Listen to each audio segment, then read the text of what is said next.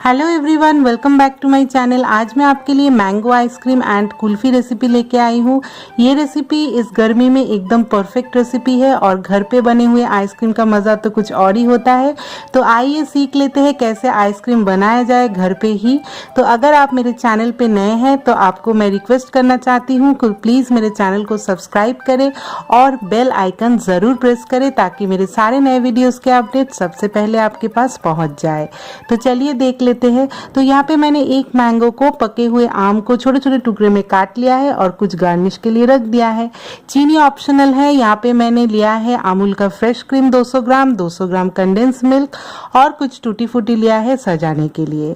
तो यहाँ पे आप देख सकते हो मैंने एक बाउल ले लिया है और बाउल में मैं खूब सारा आइस के टुकड़े डाल दिए हैं और उसके ऊपर फिर से एक बाउल रख के अभी 200 ग्राम जैसा फ्रेश क्रीम मैं यहाँ पे डाल दूंगी ताकि इसका जो टेक्सचर है वो अच्छा रहे और एकदम पानी ना छोड़ दे। इसके लिए बर्फ रखना ज़रूरी है।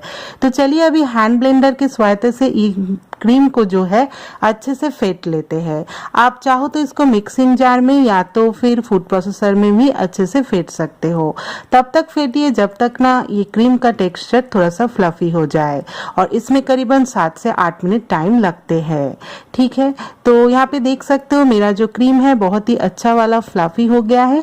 तो चलिए अभी इसमें डाल देते हैं 200 ग्राम जैसा कंडेंस मिल्क। आपको ध्यान रखना है कि कंडेंस मिल्क में भी शुगर होते हैं, मीठा बहुत ज़्यादा होते हैं, तो एक्स्ट्रा चीनी आप आपके स्वाद अनुसार ही डालिए, नहीं तो इसको स्किप करिए। ठीक है, और इसमें मैंगो भी जाएगा तो मैंगो में भी बहुत ही स्वीटनेस रहता है, तो इसीलिए अलग से कुछ भी स्वीटनेस ऐड करने की ज़रूरत है नहीं। तो आप देख सकते हो मैंने अच्छे से मिक्स कर लिया है। अभी सारे मैंगो के टुकड़े को जो है वो उसको डाल देते हैं।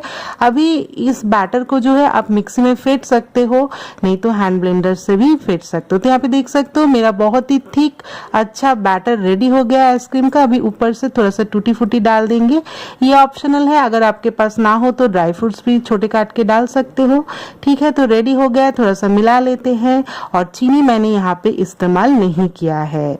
तो चलिए अभी पहले कुल्फी का जो स्टैंड है उसको रेडी कर लेते हैं। करीबन 3 बड़ा चम्मच जैसा मैंने यहाँ पे बैटर डाल दिया है। अभी पूरे बैटर कुल्फी स्टैंड में भर लेंगे और इसका जो मुंह है ढक्कन से बंद कर देंगे। आपको बहुत ही ध्यान रखना है कि आइसक्रीम के बैटर को डालने के बाद कंटेनर एयर टाइट होना चाहिए, नहीं तो इसमें पानी आ जाएगा तो बर्फ ज़्यादा जम जाएंगे तो अच्छा नहीं लगेगा आइसक्रीम खाने में। तो यहाँ पे आप देख सकते हो मैंने ढक्कन बंद कर दिया है। ठीक है, तो चलिए अभी जो है मैं आइसक्रीम के कप ले लिया है, पहले से यूज़ किया है, उसको धो के रखा था, तो इसको रीयूज़ कर सकते हो जब भी आप घर पे आइसक्रीम बनाओ।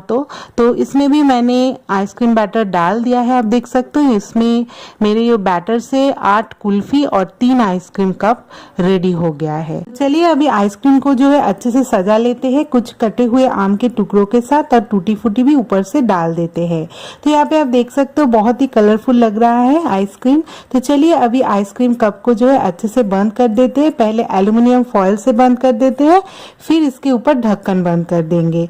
तो आप देख सकते हो सभी कप को मैं सेम तरीके से अच्छे से बंद कर देती हूँ।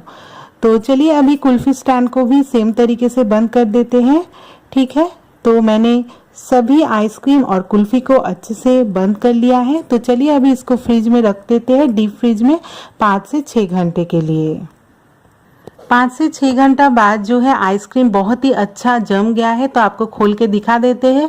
तो आप देख सकते हो बहुत ही colourful and yummy mango ice cream cup ready हो गया है। तो चलिए अभी आपको कुल्फी भी दिखा देते हैं कैसा बना है।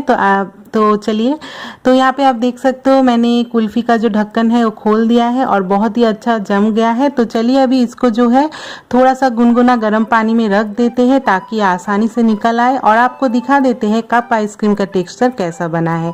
थोड़ी देर आप बाहर रख दीजिए फ्रिज से निकाल के तो अच्छा है। तो देख सकते हो बहुत ही यम्मी एंड स्मूथ सा आइसक्रीम रेडी हो गया है और कुल्फी भी एकदम परफेक्ट बना है। तो आज की रेसिपी अगर आपको अच्छा लगा तो प्लीज़ मुझे कमेंट करके बताइएगा और देखने के लिए बहुत बहुत धन्यवाद। Thank you for watching.